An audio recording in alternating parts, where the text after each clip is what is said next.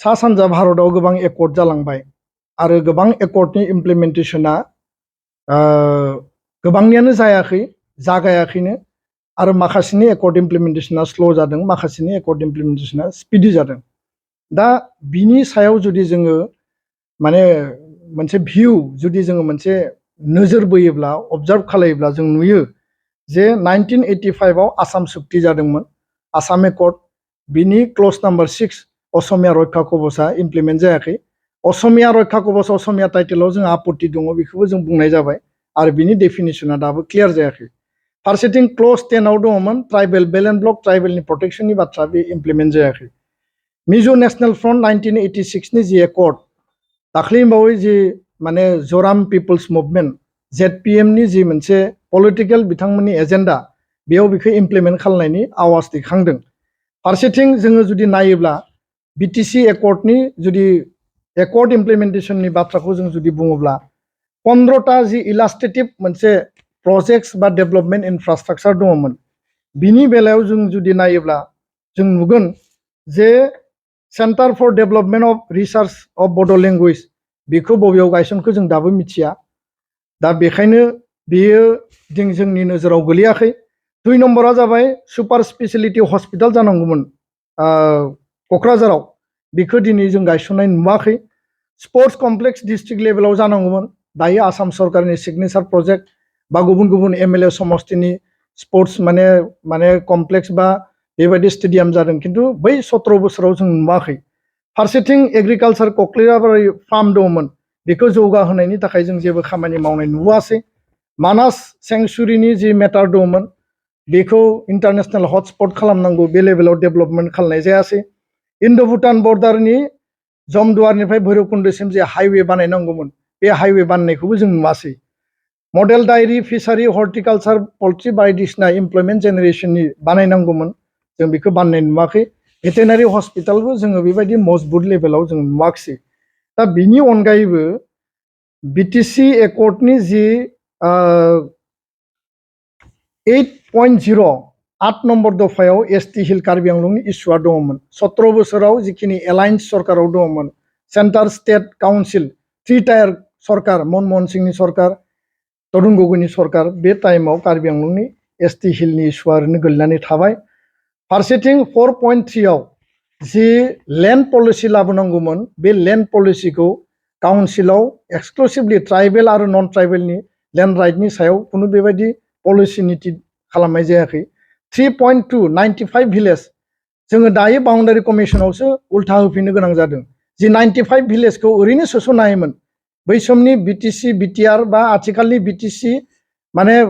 जि BTR बे माने BTAD सिमानि खोलाहा थानाय बे 95 भिलेजखौ सोसननायनि बेबस्थाया क्लियार काट दङमोन खिन्थु बेखौ सोसनदिया बे टटेलि फेलार जादों बिनि अनगायैबो 5.1 आव BTC काउन्सिला बानायनो हानाय रुल दङमोन कार्बि आंलं काउन्सिलखौ सालायनो थाखाय गासै 40टा साबजेक्टनि रुल दङ खिन्थु BTC काउन्सिलाव सालायनो थाखाय मोनसेबो डिपार्टमेन्टआव दिनैबो रुल बानायाखै दिनै 17+3 20 बोसोर जाबाय दा बे रुल बानायैया जोंनि थाखाय माने मोनसे बे काउन्सिलखौ सालायनायनि मेकानिजमाव मोनसे सर्ट फल होननानै जों बुंनो सानो आरो थांनाय समाव बेखौ बानायनाय जादिया दा बेनिखायनो बेफोर खामानिफोरखौ मावनांगौनि थाखाय जोङो दाबि दैखांदों CITआ माने स्टेट इउनिभार्सिटि जानांगौमोन माने सेन्ट्रेलि फान्डेड दिनैसो बियो डिम टु बि इउनिभार्सिटि जाबाय स्पेशल इकनमिक जनाव खामानि मावनांगौमोन बिनि खामानिया क्लियार जादिया केस उइथड्रआवबो दाबो इलेक्सन फैयोब्ला जोंनि आगोलनि जायफोर केस थानाय बिसोरनियाव वारेन्ट फैयो बेबायदि माखासे जिखिनि हाबा मावबावनांगौ दङमोन बे हाबा मावबावनांगौ जिखिनि जोंनि एकर्ड इमप्लिमेन्टेशनाव BTC एकर्डआव गोबां लेप्सेस थालांदों आरो बेखौ मावनाय जायाखिसै दा बेखायनो इमानुएल मुसाहारि बिथाङा बुंदों जे 2014 सनाव एबसुआ पिल्लाइ कमिटिखौ बादा होदों पिल्लाइ कमिटिखौ बादा होनायनि बेलायाव स्पष्ट बाथ्राया बेबायदि जे बे समाव एबसु NDPनि आन्दोलन सोलिबाय थादों भारतआव जिफोर